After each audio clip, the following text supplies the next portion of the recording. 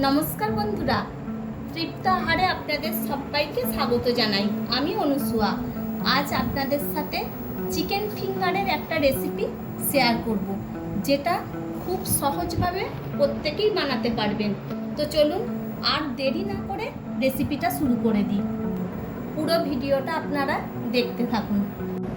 এখানে আমি 250 gram chicken কিমাকে জল ছড়িয়ে নিয়েছি। 3টে কাঁচা লঙ্কা, অল্প একটু আদার টুকরো, 3টে রসুনের কোয়া, অল্প একটু পেঁয়াজ কাটা, গোলমরিচ আর পাতিলেবু আধখানা।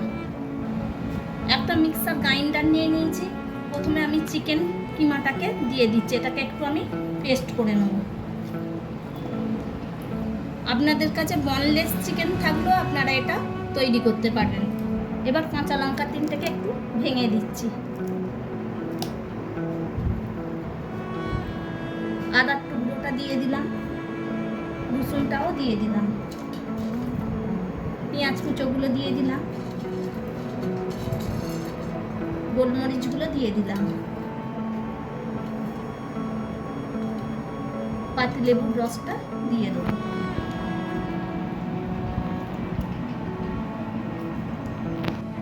দিয়ে দিলাম 1 চা চামচ চাট মশলা। চলুন এবার পেস্টটা বানিয়ে নিই। দেখুন চিকেনটা আমার পেস্ট করা হয়ে গেছে। দেখতেই পাচ্ছেন এটা কতটা শুকনো হয়েছে। কোনো রকম জল এতে ইউজ করা যাবে না। এটা একটু ধৈর্য ধরে শুকনো করেই বেটে নিতে হবে।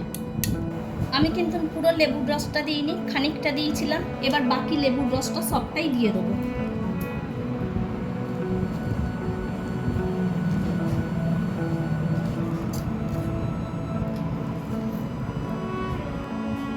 একটু ধনে পাতা কুচে নিয়েছি, এটা দিয়ে দিলাম। এবার স্বাদ অনুযায়ী নুনটা আমি দিয়ে দিচ্ছি। এবার হাত দিয়ে খুব ভালো করে মেখে নেব।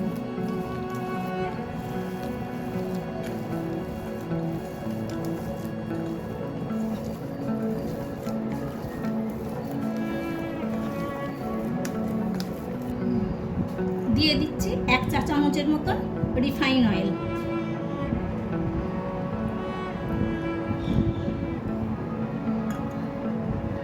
আবারও হাত দিয়ে এটাকে খুব ভালোভাবে মেখে নেব।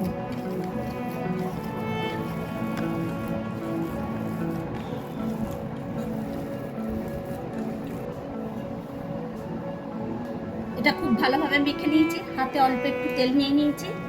তেলটা দুটো হাতেই মাখিয়ে নিলাম। এবার এখান থেকে না অল্প একটু লেচি কেটে নিচ্ছি। এই কিমার লেচিটাকে হাত দিয়ে একটু লম্বা করে নিচ্ছি।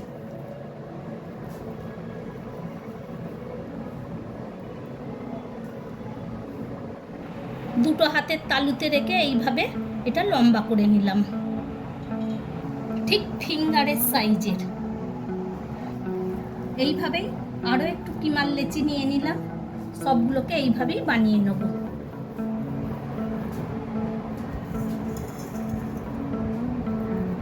চিকেন ফিঙ্গারগুলো আমার তৈরি করা হয়ে গেছে। এবার এগুলোকে আমি একটু কর্নফ্লাওয়ার মাখিয়ে নেব। যেহেতু এটাই নুন দেওয়া আছে, যাতে জল না কাটে, তাই আমি একটু কর্নফ্লাওয়ারকে মাখিয়ে নিচ্ছি।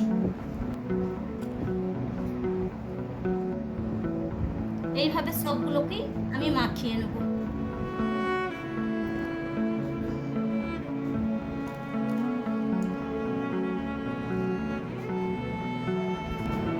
এই অবস্থায় আমি 1 ঘন্টা ফ্রিজের মধ্যে রেখে দেবো। এইভাবে রাখলে চিকেনটা ঠিকঠাকভাবে সেট হবে।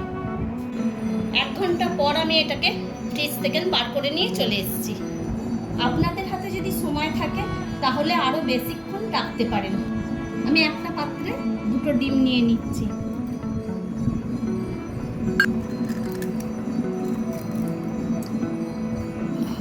একটু নুন দিয়ে দিলাম। এবার ডিমটাকে একটু চামচ দিয়ে ফেটিয়ে নিচ্ছি।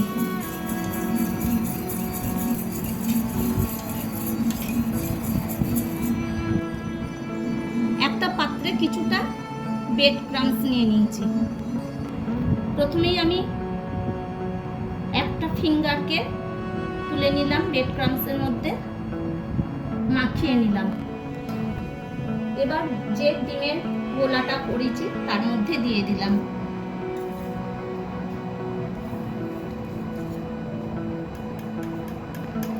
আবারও ব্রেড ক্রাম্বস আমি এটা মাখিয়ে নেব।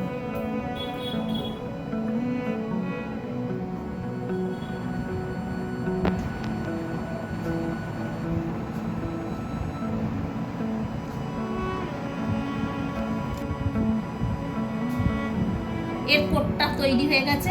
এবার একটা পাত্রে এটাকে আমি রেখে দিলাম। আরো একটা ফিঙ্গারকে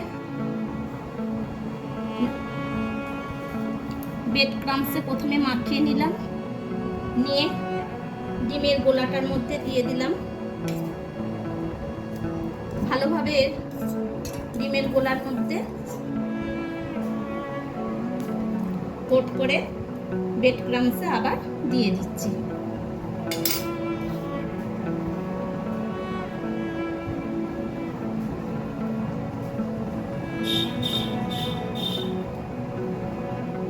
এইভাবেই সবগুলোকে আমি করে নেব।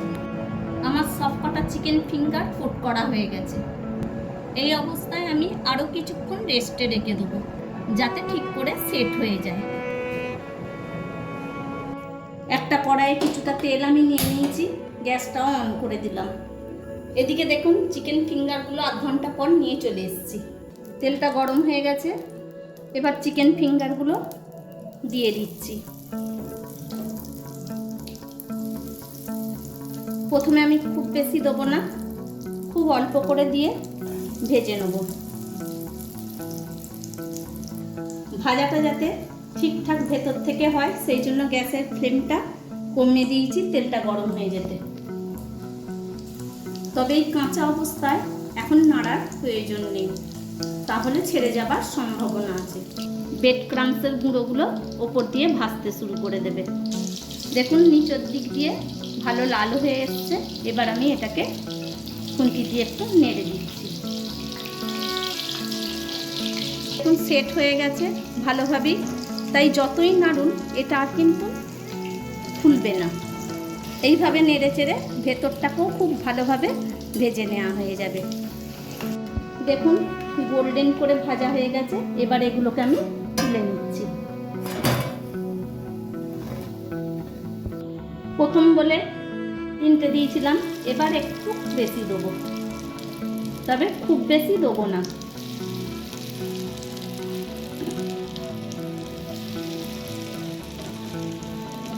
যেহেতু ডিম গোলা দেওয়া হয়েছিল তাই ফেনাটা আসছে, ভয় পাবার কোনো প্রয়োজন নেই। আমার সব চিকেন ফিঙ্গারগুলো তৈরি হয়ে গেছে। এবার আমি এগুলোকে সবাইকে পরিবেশন করব। তো বন্ধুরা দেখলেন আমি কিভাবে চিকেন ফিঙ্গার তৈরি করে ফেললাম। যেমন দেখতে সুন্দর হয়েছে তেমনই খেতেও খুব সুস্বাদু হবে। দেখলে বোঝার উপায়ই নেই এটা চিকেন দিয়ে তৈরি না ফিশ দিয়ে তৈরি। একটা তুলে দেখাই এটা কতটা মুচমুচে হয়েছে। এবার দাঁড়ান ভেঙে দেখাই ভেতরটা কতটা সুন্দর হয়েছে।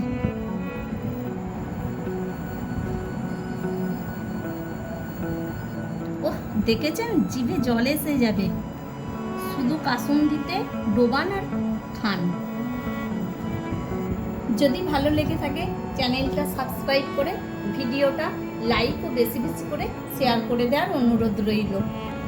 পরের ভিডিওয় আরও একটা রেসিপি নিয়ে আপনাদের কাছে হাজির হয়ে যাব। Thank you.